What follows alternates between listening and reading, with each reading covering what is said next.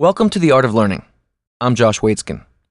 Hopefully you've already worked through the initial 3 sections of my academy, and you have a solid, principled foundation from which we can build. In this course you'll continue your chess growth, but most importantly you'll be armed with an understanding of a powerful, dynamic approach to the chessic learning process. We'll begin by checking out some of my early, formative games. These were not by any means the highlights of my career.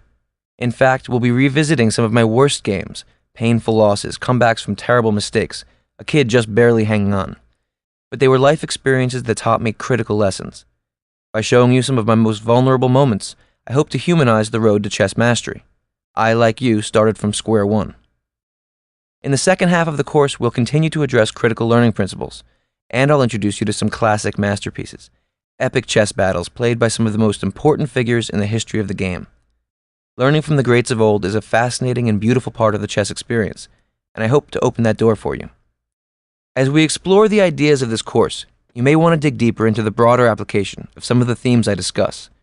Each principle we'll dive into is developed in more detail in my new book, The Art of Learning.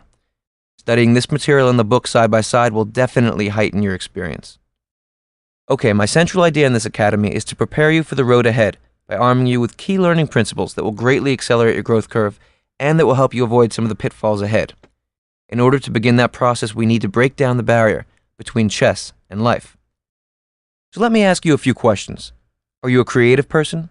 Do you think of yourself as more tactical or strategic? Do you like to take risks to lunge into the unknown, or are you a bit more conservative and calculating? Do you prefer to study the landscape carefully before making your move in life, or do you tend to trust your instincts and just go? Any answer to these questions is fine, as long as you're honest with yourself. You see, our goal is to bring your natural strengths to the chessboard. We all have our unique personalities, and the artists and competitors who are most successful are the ones who have as organic a relationship as possible to their disciplines of choice. We certainly need to work on our weaknesses, but we must build our games around our strengths. I don't want your life personality to be at odds with your chess style, so I'm not going to jam you into a cookie-cutter mold. That would be absurd.